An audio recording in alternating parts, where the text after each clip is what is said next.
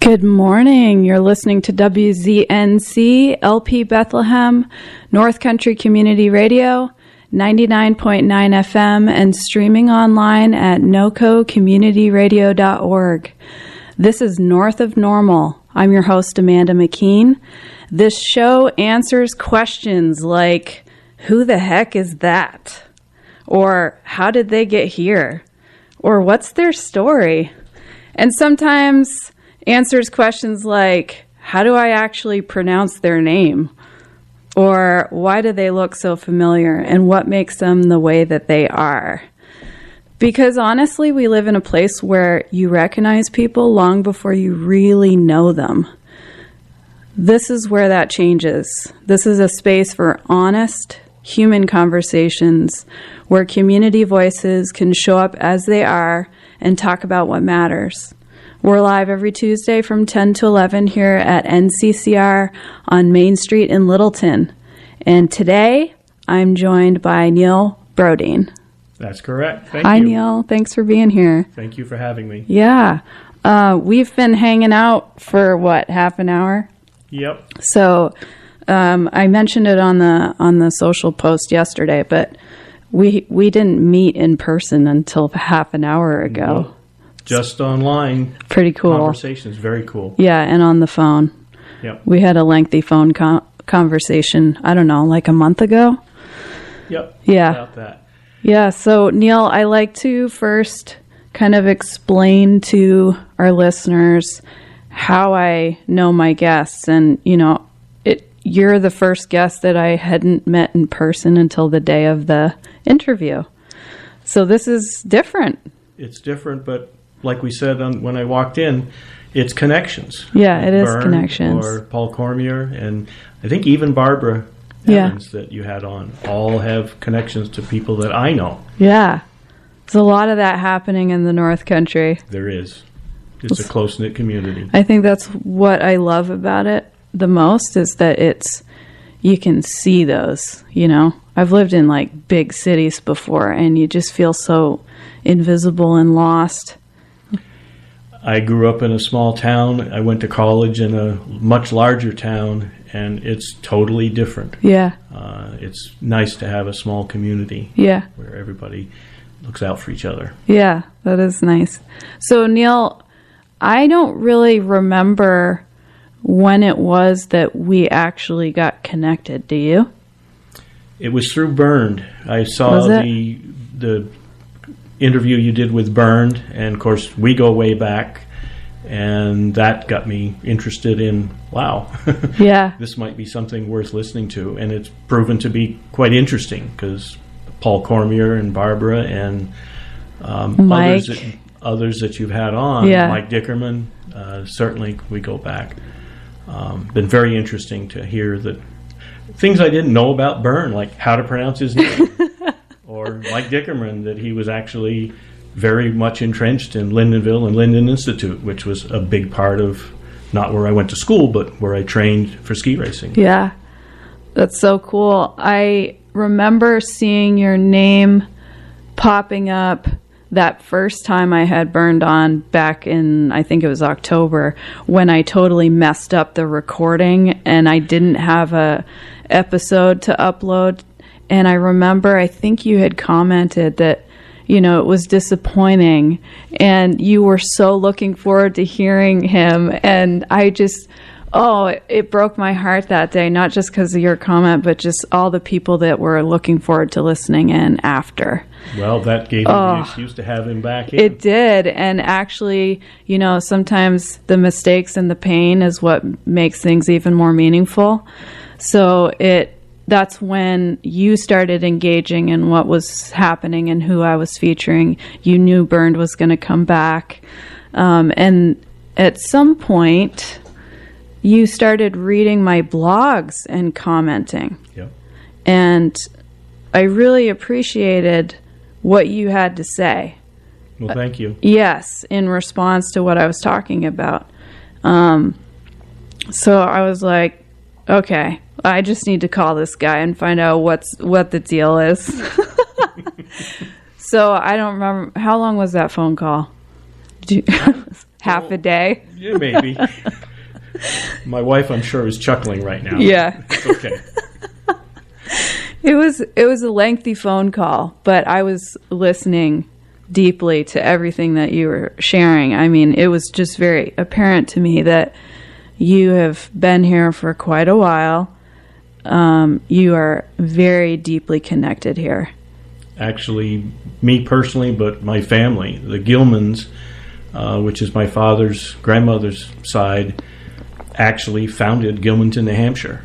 Was a governor in New Hampshire. Oh. The Gilmans in St. Johnsbury were horse traders. They brought horses from all across the U.S. and Canada into the railroad station, marched them up East Railroad Street to their house, which sat where the current parking lot is for the new Caledonia Co-op, and they sold the horses to loggers and farmers. In the fall or in the spring, they'd buy the horses back from the loggers, so they didn't have to feed them over the summer and then sell them back to them in the fall. Oh, man. And they owned a number of farms in the St. Johnsbury area. Actually, down the hill from where Valerie and I live was one of the Gilman farms. And where my parents chose to build a house, which is now Gilman Avenue, it was once previous name, Sumner Avenue, was actually a Gilman farm, and the original farmhouse still sits there. 350 acres. That was my playground as a kid. Wow. So I grew up there. Okay. And went to the academy. I wasn't much of a student at the academy. My father harped on me over and over and over. You got to get better grades. You're not going to end up going to college if you don't get better grades. You'll end up working for the town, digging ditches. And I got by. My joke is that I don't think the academy graduated me. I think they just kicked me out because they got tired of me being there. But how bad were your grades? They were C's and D's probably. Yeah. Maybe I had a B on something. My classic line is that I know I sat in a trigonometry class and said to the instructor, "When am I ever going to use this?" And I don't remember what his response was then, but since then I've heard the appropriate response is, "The smart kids will use it, you might not." Oh, man. And, of course, later on in my story, trigonometry played to be a very critical element. Yes. And I praise the academy for giving me the education that I never realized I had until I got to college, and realized that compared to what some of the other kids in my forestry class had experienced, I got a really good education. Yeah. Isn't that interesting? So you kind of had this attitude that it wasn't going to help you. It wasn't useful. Academics didn't interest me. Yeah. I was very interested in photography, and I credit my father for that, and Clyde Smith, who was a prominent Vermont photographer. I was interested in skiing, and I was interested in computers. And my father had a classic line, "Quit wasting your time on that computer. It's just a fad. You need to pay attention to reading, writing, and arithmetic." And I can honestly say that pretty much every single job that I've had in my career has played on a computer and my knowledge of computer, whether it was just how to do basic stuff. In forestry, we had a computer that sat on the back desk, and nobody knew how to use it. And I asked the professor, "What's it doing back there?" And he said, "Oh, nobody knows how to use it." He says, "Well, can I look at it?" And he said, "Yeah, sure. You know anything about computers?" I said, "Yeah, a little." And sure enough, it was programmable in BASIC, and I could sit down and write a program for it. And before I was done, I wrote a timber cruising tally program for the computer and gave it to my professor. He says, "Wow." But first job working in an office managing a surveying business, it was because I had background in knowing how to use computers. Nice. Working for Weyerhaeuser Timber Company in forest genetics, I was a data specialist, keeping track of the data for the cross-pollinations of Douglas fir. Again, computers played into it. Wow. Later, working for another survey company, I started writing data collection software, some of the first software that was put together before what we have today that looks like our cell phone. Yeah. This was run on a Hewlett-Packard calculator, and I wrote surveying software to collect the data from the instrument, not electronically, but you'd still have to key it in. But once you'd keyed it in, you had point numbers that you could work with instead of a string of state plane coordinates 9 digits long that you had to constantly enter into the computer to do calculations. All right. Made life so much easier. That's awesome, and I so relate to that. I mean, I wasn't writing programs, let's be real, but I always gravitated towards computers as a kid, and I always had this knack for figuring things out on them. Is that what you had too? We had a terminal at the academy. Yeah. It was in a closet smaller than this room. Yeah. And it was linked to Dartmouth College. And it was language basic. We saved our programs on a paper tape. It was a roll. And when you wanted to feed the program in, you fed it in, and it loaded it, and you did what you wanted to do. And the teachers were outstanding. They'd say, you can do your homework on the computer. Just turn in the program. So you print it out, and you turn in your program for your algebra, your trig. We had students that did their chemistries. One did French, all on the computer. Wow. So it was a tremendous opportunity. Yeah. I mean, this is 1968. Yeah. Before Apple computers, before right. anything. Windows. I mean, the computer that was in Dartmouth, I'm sure, was the size of this building. But yeah. But it was a tremendous opportunity for a kid to learn. Cool. So aside from computers and photography and, of course, skiing, those were my only high school interest. Yeah. And the skiing, downhill skiing was what I was really interested in. But when I joined the academy ski team as a freshman, we already had a really skilled alpine team. One of them, Dave Dodge, became an engineer, designed skis for Rosenall, then went to Burton. Now he has his own line ski company and Dodge boots.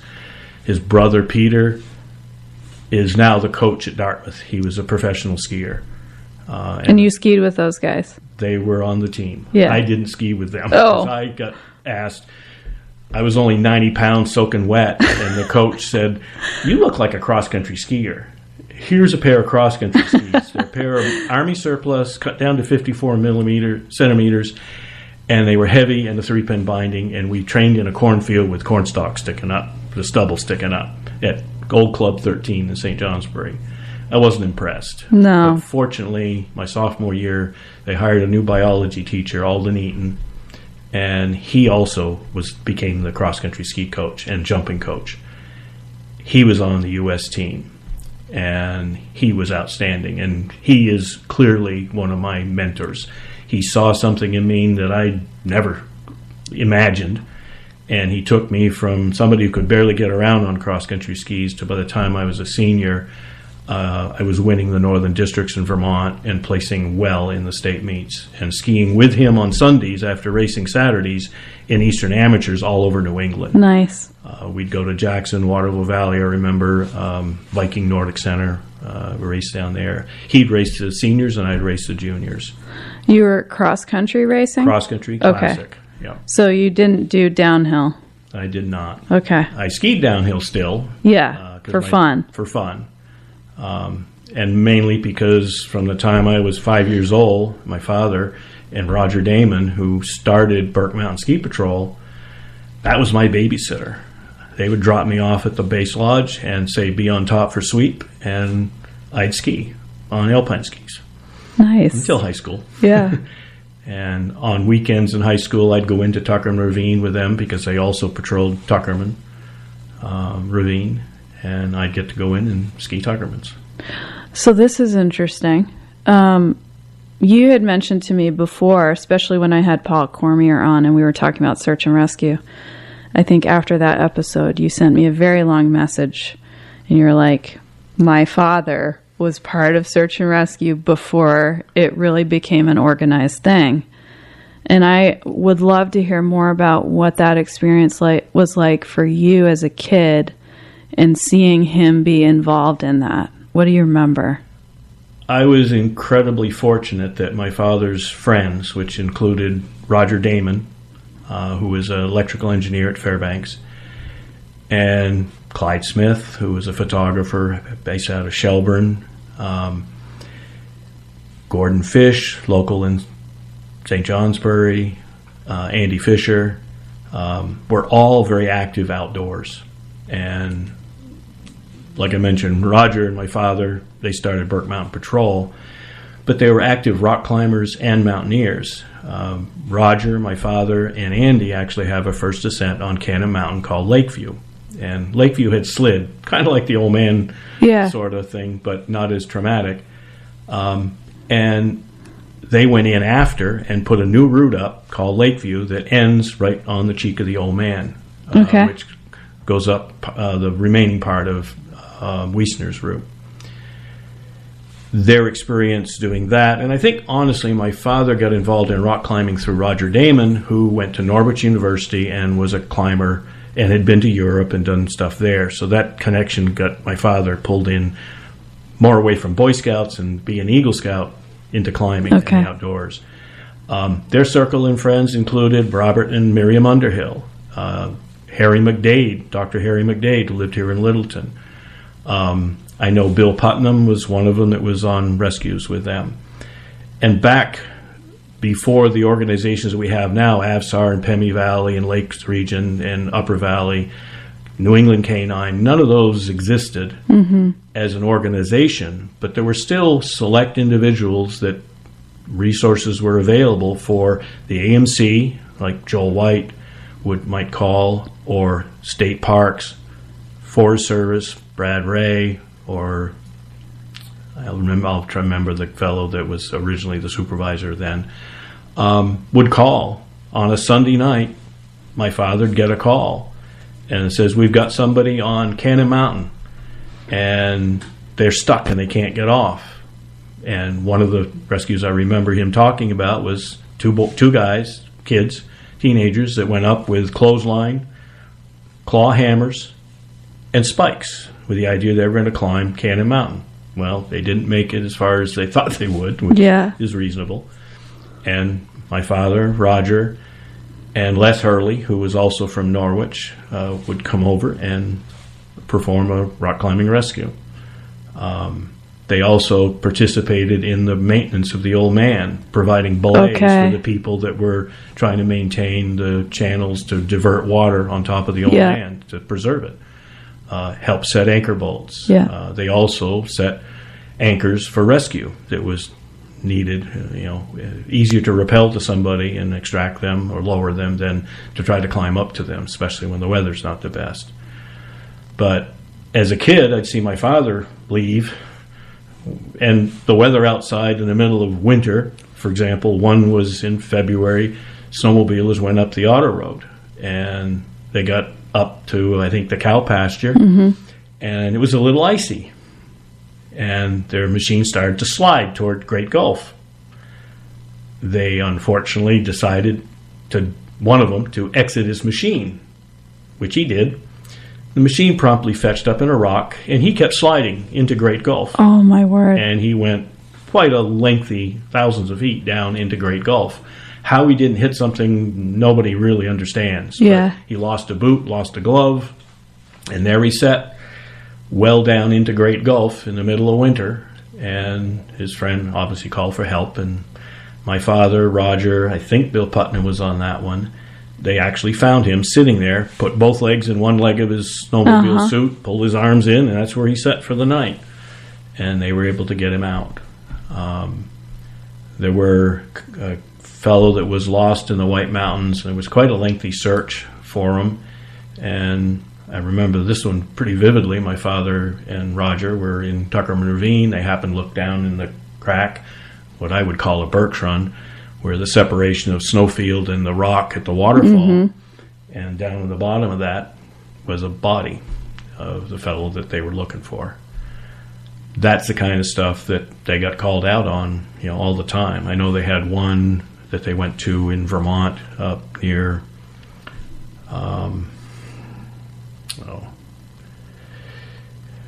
near Sutton, Glover, Vermont. There was a rock cliff that somebody got hung up on, and they were called in as advisors for it. So that's what I grew up with. Were you interested in that? Like, did you talk to your dad after he would come home? hear the stories and Yeah. talk to them. And I didn't, at that point, see myself doing it. Okay. I helped them teach rock climbing to the Forest Service when I was in high school. They did a session and they needed somebody else to help. And I'd been rock climbing with them on Wheeler and Artist Bluff and stuff. They used to do demonstrations right in Franconia Notch at Artist Bluff every summer. Yeah. And to educate people on what rock climbing was and rescue. So I was exposed to it and started doing the same activities, obviously. I tried Cub Scouts for, I think, a year and decided that making buddy burners out of tuna fish cans with cardboard and paraffin wasn't anything like using the Svea 123 mountain stove and cooking your meals. Yeah. So that got me involved in it. Mm-hmm. My first actual rescue that I was in was working as a range patrolman for the Forest Service in '73.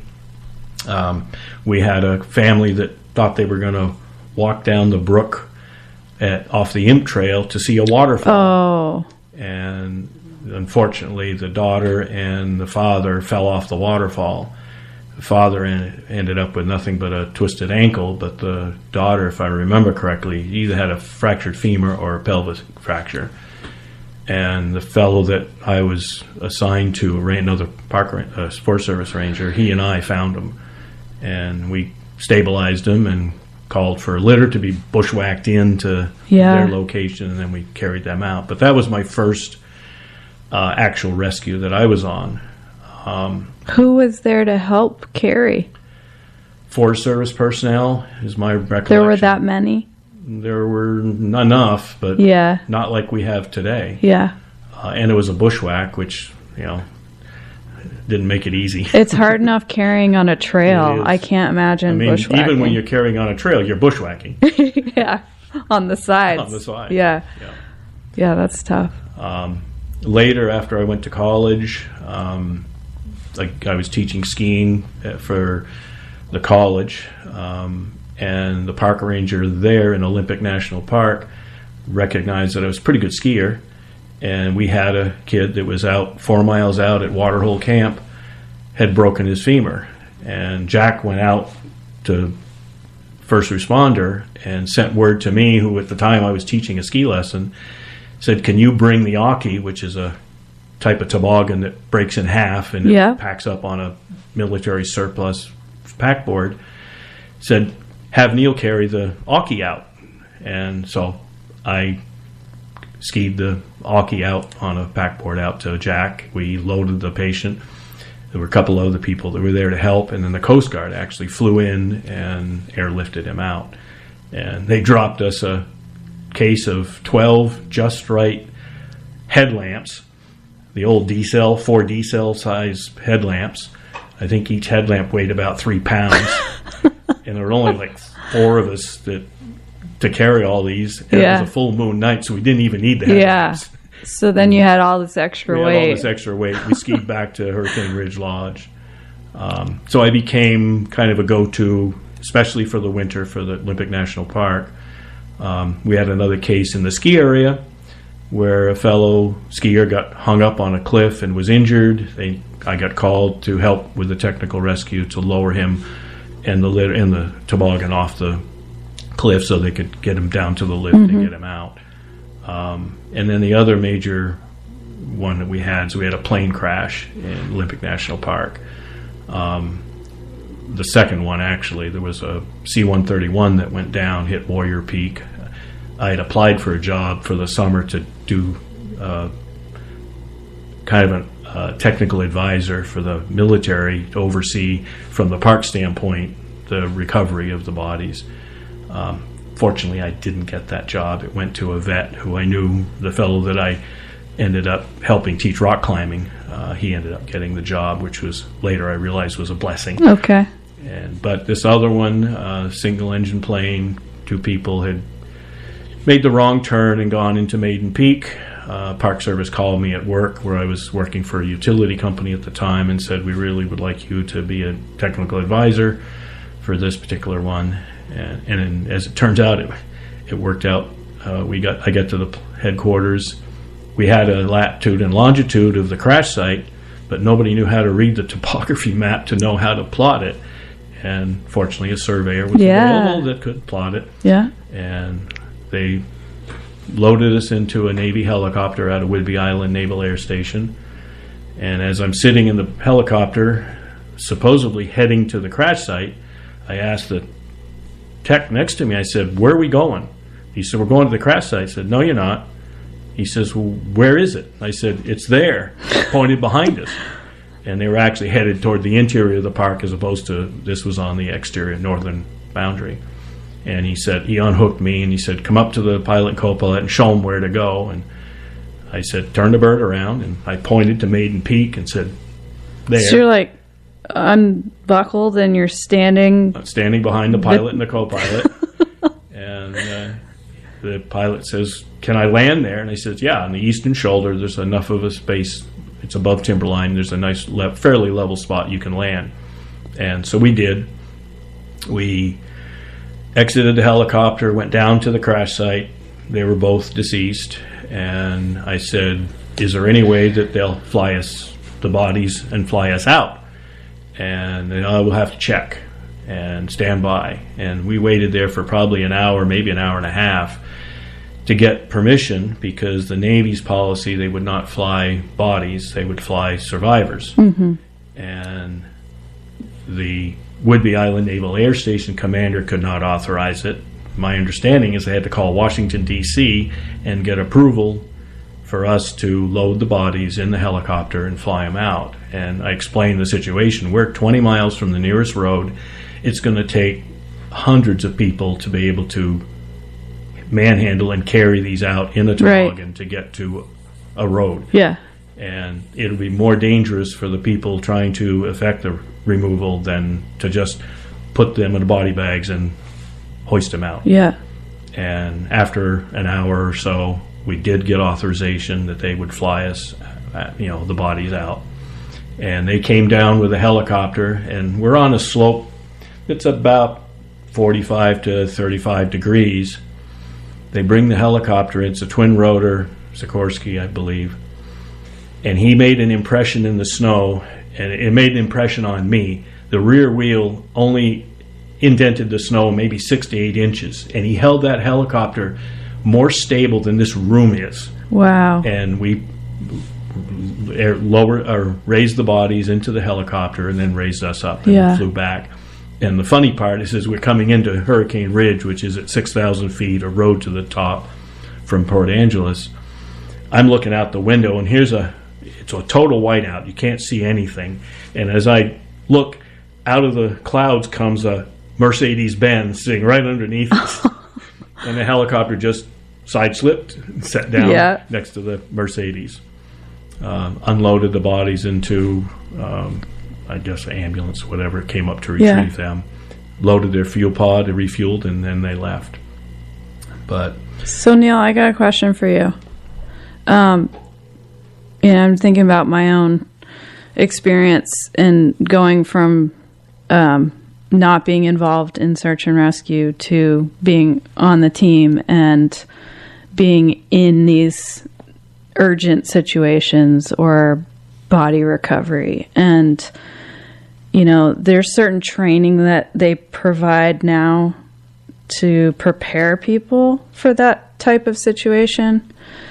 I'm curious what preparation you had for the mental part of being around people that were suffering, that were in pain, or that had been deceased. Probably credit my father for some of that. He taught American Red Cross first aid, advanced and standard. They used to do actually fairly vivid reenactments. They had wounds that looked like the actual wound, bleeding that you could control with patients, mannequins, or not mannequins, but patients that would... Like makeup? Makeup. Yeah, that's the word I was looking for. Okay. So a lot of that came from hearing my father's stories and things that he would explain. And then some of it, and because I was had first aid, obviously, since I was a kid through my father, but I had other courses that I took over the years, either for ski patrol, which ultimately after the rescue for Hurricane on ski patrol, they asked me to be on ski patrol, which at the time I had a young son and I didn't want him to grow up to be a granola, just skiing cross country. And I said, well, time to get some alpine skis and get him on skis. So I joined ski patrol. So there's training there. I think they're much better about the post. We started doing it with AVSAR a little bit because there are some fairly difficult situations that you can put yourself in, and it's different for different people. I remember one instance on ski patrol at Bretton Woods. We had a 7-year-old boy that had a massive head injury after sliding down a trail. And I had a 7-year-old boy. Yeah. And we didn't wear helmets at that point. I'm an expert skier, right? I don't need a helmet. And my kids didn't have helmets. And after that day, we went to the ski shop and bought helmets for the kids. Yeah. Dad didn't. He didn't need them. He's an expert, right? Until Dad, on his snowboard, going down a narrow trail, the only two things he remembers is seeing 2 birch trees in a V as he approached them, and then 2 birch trees as a V as he's standing on the other side of them. But he has no idea how he got through them, around them. Total blank. This is you. That's me. I didn't get hurt. I don't know how or why, because as far as the first picture of me heading for the birch trees, it was going to be a disaster. Yeah. But no. And after that, I bought a helmet, and I've worn a helmet ever since, which is interesting because I've always worn a helmet rock climbing. But no, skiing didn't ever register until that point in time. Boy. But back to your question, there hasn't been anything that I've participated in formally, other than conversation amongst our fellow rescuers. And I would encourage anybody today to absolutely sit down and talk about it. Yeah. I know in that particular instance with a 7-year-old boy, one of the patrollers couldn't handle the situation. And I know for me it was muscle memory. I've been there. I've dealt with far worse than that. But it was pretty grave for this kid. He did recover months later. But the situation at the moment, we need to do everything absolutely perfectly. But that's the easy part. Sometimes it's stuff afterwards that you think about that you need to, pay attention to. And I have too many. Yeah. I've done this since 1973, my first, until I think 2008 was when I finally said I had to pull my name off the call list at AVSAR because I was told I needed a total hip.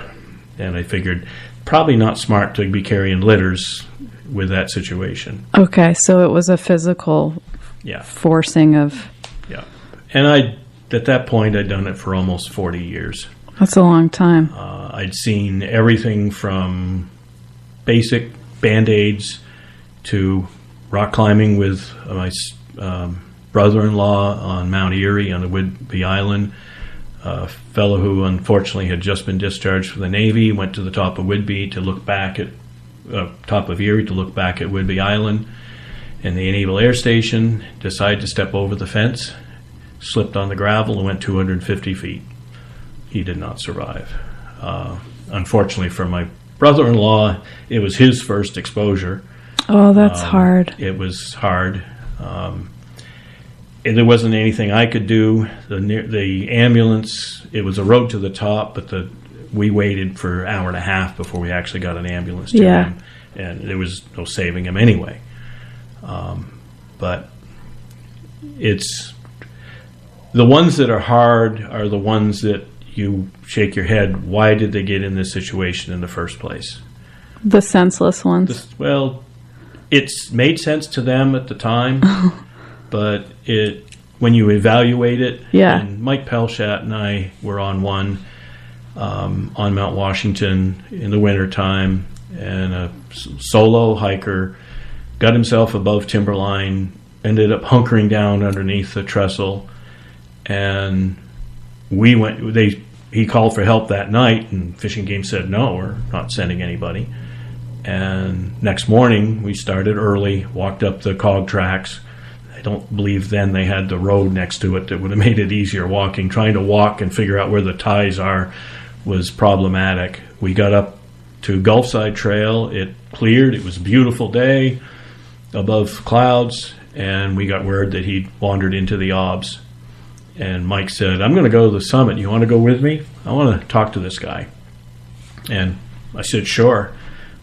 We went up to the top, interviewed the fellow, and if you listen to his discussion of all the decisions he made from the inception of doing the trip to sitting underneath the trestle at the cog, his mistake wasn't a mistake. It was a number of cascading mistakes that he made, starting in his living room in New Jersey.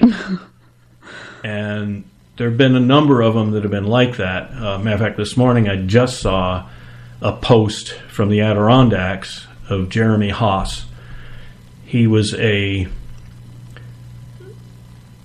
student at UNH, and a friend of his, Derek Tinkham, decided to do a traverse of the presidential range, and I think it was February, and it was forecast to be pretty severe weather. And I was working at Bretton Woods at the time, and I got a call at Bretton Woods. We have a rescue on Caps Ridge. Okay, are you available? And I turned to my patrol director and said, can I leave? There's a rescue on Caps Ridge. And he said, heck yes, there's nobody skiing here. It's 39 below. Oh, my word. And I drove around to Jefferson, went up, got shuttled up Jefferson Notch Road with Fish and Game on a snow machine, and went up Caps Ridge Trail to meet a team that was already coming down, bringing the body of Derek Tinkham. Again, the weather forecast for that week was well announced that it was going to be severely cold. Yeah. And definitely no reason to be up there. And then some of the other things that came out in their decisions, I think their water bottles, or his water bottle, was found full of water, meaning he hadn't been drinking, or if he had, he'd been restoring snow to compensate for a loss. Jeremy, instead of staying with him, or before getting him off the mountain, went to the summit. Not the right move. He ended up losing a glove, didn't have an extra. He ended up, I think, getting some frostbite. But if you evaluate what decisions people make, they're not good decisions on a lot of cases. And you see it. My wife and I and a friend were hiking went in the Crawford Path. It was a nice day. We did Pleasant, came up the range, decided we'd go out Amandasook Ravine Trail, and then post the road, Clinton Road back. And as we're going up Mount Monroe, we see a guy in shorts, T-shirt, don't even think he had a fanny pack, and he's headed to do the range all the way to Crawford Notch. It's 4 o'clock in the afternoon. And I made a comment, you're going the wrong direction for this time of day. You need to be heading down. Yeah. And, I know what I'm doing. I said, no, from my perspective, having being in search and rescue, no, you're not. You need to consider turning around. And he went. So he ignored you. He ignored us. Yeah. And which, quite frankly, that's what I expected. And that's part of my history, is seeing the kind of things, and was available in my father's time. There wasn't Hike Safe. There wasn't a lot of publicity about being in the mountains, being prepared. The 10 essentials that I discovered when I was out in the West Coast was created by the Seattle Mountaineers. And it was a specific list of specific items. It's been modified now to include a range of items within that category.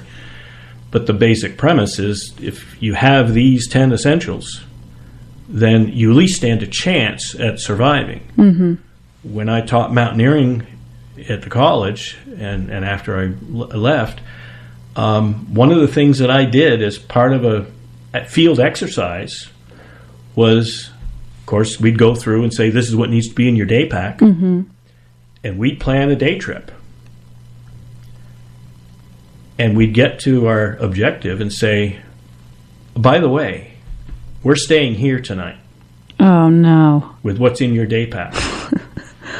And you'd find out those that paid attention and listened. Yeah. And, of course, Ron and I, we threw an extra sleeping bag in. We had tarp. We had other things to augment. And then his wife, Hilda, was an incredible cook, and she brought shish kebabs that once everybody got settled and we had a fire built, we could say, okay, here's dinner. A treat. Here's dinner. But my point in my lecture, before we even did this, was if you don't believe me, I don't care what time of year, take what you would take in your day pack and go out and sit on your lawn, lean against the tree, and don't move, and stay there overnight. And if you don't believe me how cold it's going to be, at 4 or 5 o'clock in the morning, you'll realize that what you have in your pack might be the difference between surviving and being comfortable. Yeah. And one of the examples for me was on a rescue on South Twin. Can't even remember now when exactly it was. It must have been in the mid-'90s. My next-door neighbor who worked at Cannon Mountain on lifts called and says, hey, there's a rescue. You want to go? And yep.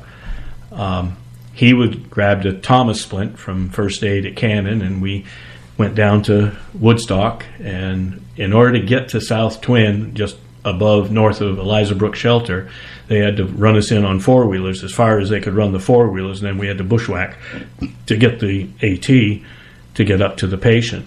And we were told at the time, Solo is responsible for medical care of this patient.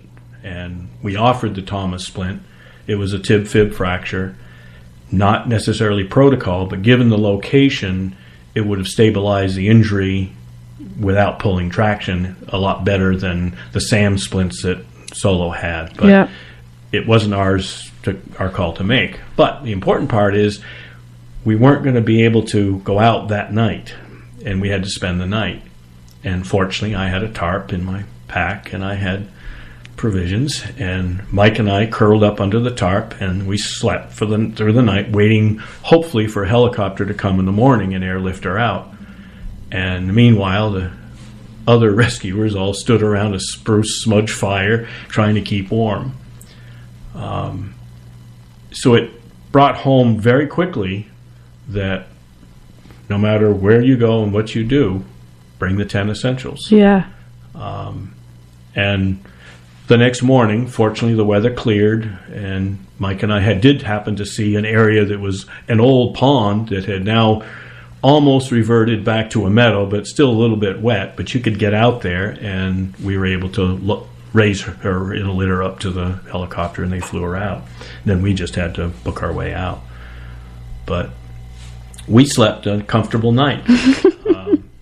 In the mountains in Olympics, I was with my climbing partners. We did climb Mount Anderson. Took us a little longer to get off. We were on very steep, traumatic terrain, trying to get back down into the valley, and we got benighted. And I said, we're just going to sit here and wait until the moon comes up. And our boss in the survey company that we work for says, what do you mean? Let's just turn on headlamps and go. And I said, no, trying to do all that by headlamp is going to be more difficult and dangerous. And if we just sit tight, wait till the moon comes up in a couple of hours, and then we'll have moonlight. Yeah. And of course, it was sort of above timberline. There was some crumholts and stuff we had to get around, but there weren't trees that were going to prevent it. But it would help us with footing. And so that's what we did. We sat for a couple hours, waited till the moon came up, walked down to a lake, threw a tarp down, threw our bags on the tarps, and went to sleep. And woke up the next morning, and one guy's bag was in the lake. Polecat went. Would it roll down there or something? He just slid a little bit. Yeah. And that morning, Polecat went to go down to the lake and freshen up, and he gets down and he squats down and he loses his balance and he falls in. Goes in up to maybe his thighs, and he says, well, gee, if I'm in this far, I might as well go for a swim. And he dives into the lake, comes up and breaks ice. Oh, no kidding. Just thin layer of ice. Wow. And but so I got a question, because it sounds like you've just had so much training from very young on what to be aware of and how to be the best prepared that you can be. There's got to be a time or two where you were like, oh crap. Do you have any moments where you made some kind of mistake and you thought, oh, this is going to be tricky? I don't, but I'm usually known for the reputation of having what they think is too much in my pack. Okay.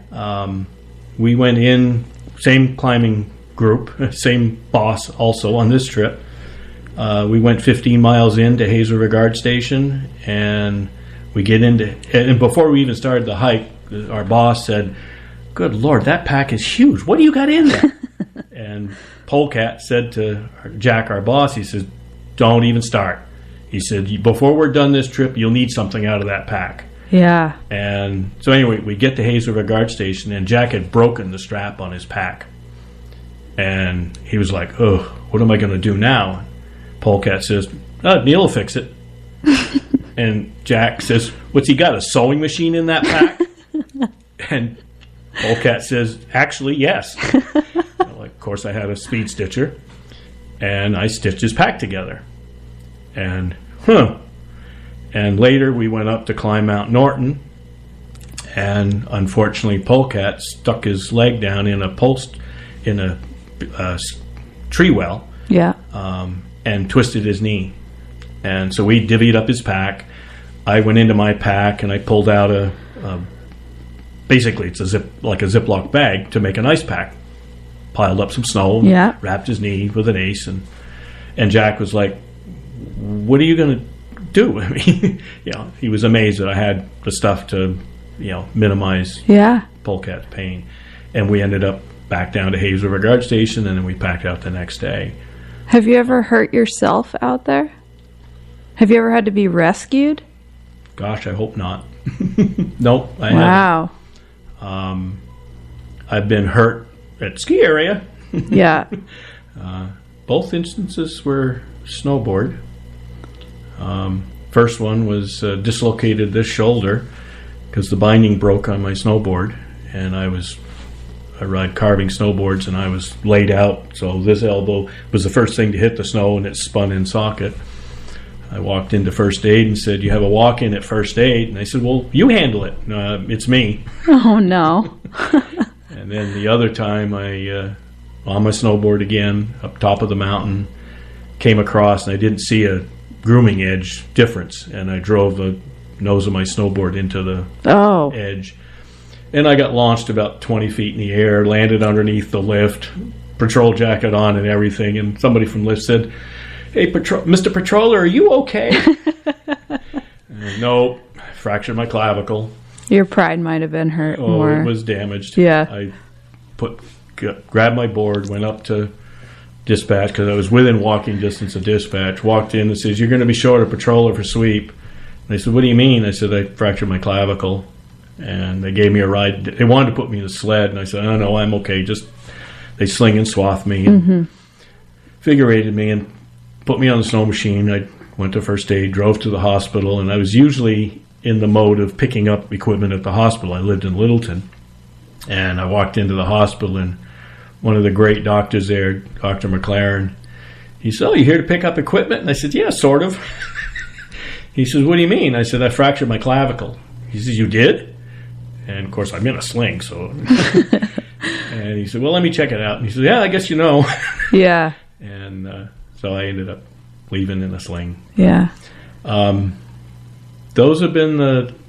So nothing too crazy. No, nothing too crazy. Wow. You've been very protected throughout your life. But if you followed some of my father's cautions, not necessarily.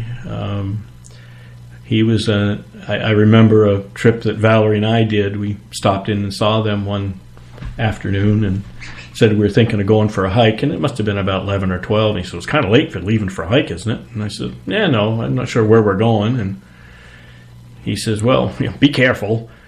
Yeah, Dad, we'll be careful. And we decided that we'd go to Capps Ridge and go up Capps Ridge. And Valerie is a tremendous hiker, does an excellent job and able to do many, many miles. Nice. And we ran up Capps Ridge, got to top of Clay, and I said, I can't resist calling my father. So I called him and said, just thought I'd let you know, we went on our hike. We went up Capps Ridge. We're standing on Clay now. And at that point, it was 4 o'clock. And it's kind of late to be up there, isn't it? I said, Dad, don't worry. If I can go out at 5 o'clock on a rescue by headlamp, I think I can make it down off from Clay. And we went down Jewel Trail, came across, now I forget the trail cutover that goes back to Jefferson Notch, and never actually got the headlamp out. Okay. We made it back to the car before we needed the headlamp. Nice. But I've done solo trips across the park. One of my favorite trips. I did have the advantage of Ron Crawford, who was a physics professor, also had a plane, and there's a classic trip through the interior of the park, all above timberline, about 8,000 feet. No trails, and it goes from the north end of the park into the middle of the park and then out a river valley, the Elwha River. I decided I wanted to do it solo, and it's about anywhere from a 10 to 15 day trip. This is in Washington State? This is in Washington, okay. Olympic National Park. And you have to pack everything you need for that trip. And so I left with about 80 pounds in my pack, which included 4 pounds of smoked salmon. Which you brought today I did. To share. I did. And back then we didn't have the little plastic containers of mandarin oranges that you could get. I had cans of mandarin oranges for breakfast and granola bars. And we flew it before I did the trip so I could visually see it. And it was the kind of a trip where, yes, I had a topo sheet, but you had to be looking ahead for 2 days on the range where you're going to want to be. And all you're following is elk and goat trails. And you don't want to follow a goat trail if it goes in the middle. Maybe if it goes up, maybe if it goes down, but you never want to follow a goat trail if the middle trail goes, because it's going to end up on the cliff. Oh. And I remembered from rock climbing on Steeple Rock one time, getting up on a lead and reaching up to place some protection, and there's a goat standing there looking down at me. So, what do you do in that case? In that case, I was quiet, and I made a little bit of noise, and the goat wandered off and said, I don't want to bother with him, he stinks. And it didn't become an issue. Okay. And although the goats in Olympic National Park apparently became an issue for some. Are they aggressive? People would say they are, but I literally was in Royal Basin one time, again, alone, laying in my tent A-frame door wide open, no mosquito netting because we didn't have bugs out there, and I felt sandpaper go across my forehead. And I opened my eyes, and there's a goat with his head in my tent, 2 horns at the fabric. He's licking the salt off my forehead, which is a tremendous drive for them. If you go out and pee on the soil, they'll dig the soil up to get the pee. So the rule is you pee on rock, and then they'll lick it off the rocks. They're looking for the salt. Wow. There's a tremendous drive for them to go after salt. So you got licked by a goat. I got licked by a goat. But at any rate, the Bailey Range is a tremendous trip. I did the whole thing. I've done it a couple of times. By yourself? Done it once by myself. Okay. I went back in with another friend. And then, actually, coincidentally, Bill, one of my other climbing partners, and I went in to do the Bailey Range again in the winter. Actually, winter conditions there. It was May 18th, actually. And we were at Appleton Pass, laying in our bags in the early morning, and the ground underneath us is shaking. And like, what the heck is that? And we didn't find out until the next day. We were at Castle and the Cat. Bill used to follow the stock market, so we had an AM radio with him. And he was listening to the radio, and we found out Mount St. Helens had erupted. Oh, no kidding. And just the previous September, Bill, that I was currently with in Polecat, and I went down to St. Helens and climbed St. Helens in September. We had tried to do it with a climbing class that I was teaching in June, but the weather didn't cooperate, and we had issues with one of the participants was sick and didn't want to go, so we just ended up bailing, going home. Promised that we'd come back and do it in September. And then that May 18th, Bill and I were on our way to do the Bailey Range, and Mount St. Helens erupted.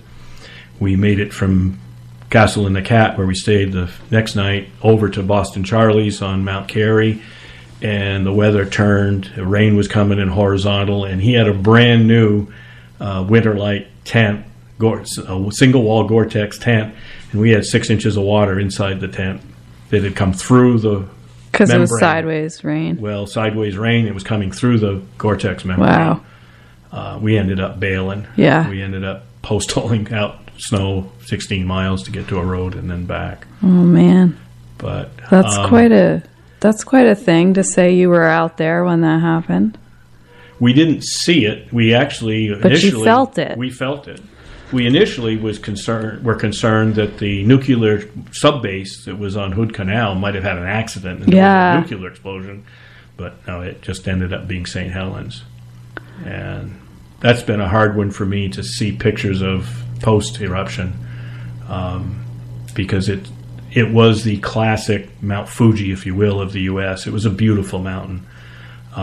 We came off the top, and we glissaded from Dog's Head down to almost the parking lot, which would be the equivalent of glissading down the Cog Railway. Yeah. Just a phenomenal. And that's where I used to teach crevasse rescue. We'd go to the Forsyth Glacier and teach crevasse rescue because it was easy to access. We do some at the Hurricane Ridge parking lot. But so I've managed to be relatively unscathed. I've had some interesting experiences on climbs, but my nickname was Pac-Man. Yeah, that makes sense now. I have always, that's essentially how Valerie and I met, is she told of a story of Huck and getting benighted and her dog helping her walk out of the woods. And I said, well, don't you carry the 10 essentials? She says, no, I just carry a water bottle. Oh, man. You need to carry the 10 essentials. Yeah. And so the invite was, well, we ought to go for a hike. And so it started with a hike. Chocolate and a hike. Which hike was it? Baldface Circle. I don't know that one. It's over in Chatham. And you go up to Baldface Shelter, and then you go from there on slabs up South Baldface to North Baldface, and then you come down Baldface Circle Trail back to the... And AMC has a Cold River camp there. Cool. It is where I worked for 3 seasons in high school. Neal, we have 1 minute left. Wow. I knew this was going to go by in record time. Did you know that? It's been a pleasure. No, I wasn't keeping track on a watch. Yeah, I imagine Valerie's laughing now. Probably. Yeah, I just have to be cognizant for top of the hour stuff, but we can keep chatting for a little bit more just to kind of wrap things up. I don't want to just abruptly say, okay, that's it. Thank you. Bye. But I do want to remind our listeners that you're listening to WZNC, LP Bethlehem, North Country Community Radio, 99.9 FM, and streaming online at nococommunityradio.org. Neal, I want to kind of tie things together in this last 5 minutes of just like you in Littleton, like I know your business used to be here in Littleton, your survey company, and you are very connected to a lot of people here in Littleton. And in fact, that's where when Bernd came on, he talked about you helping with the soccer team. Yep. Right? He and I played soccer initially. Yeah. Formed a group called Cannons with Greg Odell, Nigel Manley. Yeah. And, of course, my son, when I signed him up for soccer, said, my dad coached soccer in Washington. So Lou Babin, who was the police chief, says, oh, really? Yeah. So that began me coaching soccer for the youth program, morphed into the junior high, and then the high school asked me to coach the high school. And then Byrne helped me with the high school and then ultimately took over when business got too busy for me to be able to do it. Yeah. So you've really, I think there's an aspect here, like in addition to search and rescue, there's you in the community in wearing multiple hats, right? That soccer team was new, right? Yes. It started as a brand new thing. Yeah, they had football in town, and boy, did we shake things up trying to get soccer at the high school. That's pretty cool. It is.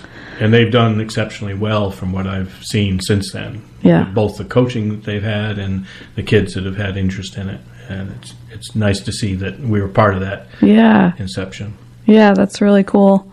So what do you think of Littleton? When you look out the window here and you see Main Street, it must look really different than it used to look. It's a lot different than when I was a kid.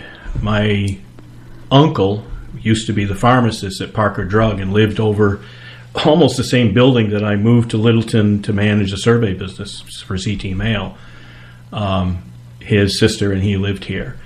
And Littleton was just a little town. I think it had Woolworths, and that was about all it had to claim. And St. Johnsbury was the industrial center and had everything from Purina Mills, Fairbanks Moors, all kinds of things. And it's been interesting for me to see the change from what used to be the center in St. Johnsbury to now I see Littleton as being the center of commerce, and St. J is struggling. Yeah. Getting better. I see promise with the Caledonia Co-op coming in. Yeah. And they're trying to make strides to improve things.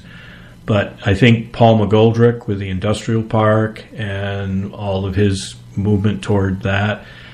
And I remember when I was here when Walmart was trying to decide to come to town, and there were some people that were vehemently against it and concerned that Main Street was going to be nothing but ghost town. Yeah. And they've discovered that it's the opposite.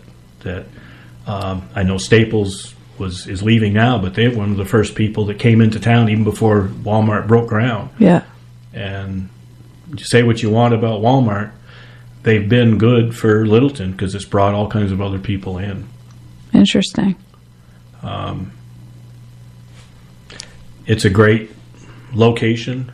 When I lived in Washington and I decided that I was looking for something else, my trade magazine showed an office position in Littleton, New Hampshire. And my attraction was that it's central to all the things that I enjoy doing, from biking, paddling, climbing. It's central to skiing. How many different places in different directions can you go for skiing? That makes it a gem in location. Yeah. The tax stuff, let's not get into that. It's a moot point. It's not that big of a draw. What the draw is what is actually here in Littleton and what's our surrounding areas and things to do. Yeah, definitely. Well, you brought some treats in today to share with me, and unfortunately our listeners don't get to share in that, but I did want to thank you for that. You're welcome. We've got some smoked salmon here, and smoked salmon is a blend of what I learned in the Northwest for backcountry food. Okay. I smoking my own salmon. Ooh. And then when I moved to New England, instead of using brown sugar, I use maple syrup. Perfect. The cookies are a combination of my own recipe, but the love of my life likes espresso in her baking, and so the cookies are an espresso, dark chocolate, pecan, like a Toll House cookie. Oh my gosh. And the bonbons are Valerie's peanut butter bonbons. They are a seasonal treat: Christmas, Valentine's Day, New Year's, birthdays, Easter, radio talk show. Wow. All right. Well, if anyone is listening, wants to stop in real quick in the next 15 minutes, you might be able to get a sample of these delicious looking things. I do want to thank you, Neal, for being here. I really appreciate your engagement with my show, with recommending guests. Mike Dickerman was on a couple weeks ago, and it was because of you. You continue to support the show on social media by liking, commenting, and then being engaged with the blog as well. So I just really appreciate you being that invested in what we're doing here. Well, it's easy to listen to and read. It's a quality dialogue. Thanks. Definitely. In this day and age, it's nice to hear. Yeah. I'm just so glad you're a part of it. I'm glad you're a guest now. And I do want to thank our listeners so much for being here with us. Truly, just by listening, you're helping keep these types of conversations alive, and that matters more than people realize. I do want to ask listeners for something today. We're coming up on almost a year of North of Normal, and I don't really know what it's been like on the listening end.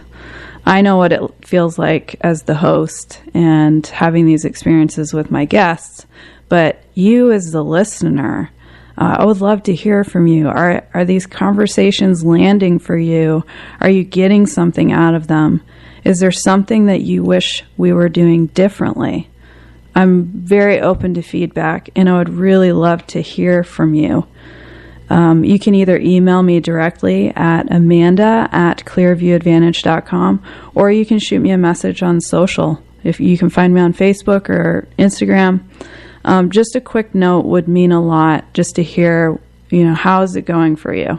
Who would you like to hear from next? And if something from today stuck with you, or if there's someone you think I should have on, definitely let me know. I'm listening. And if you want to catch up on past episodes, we've had some really great ones, especially in the last couple of weeks.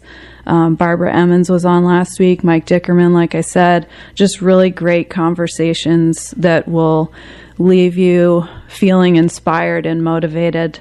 But you can always find those at clearviewadvantage.com/podcast.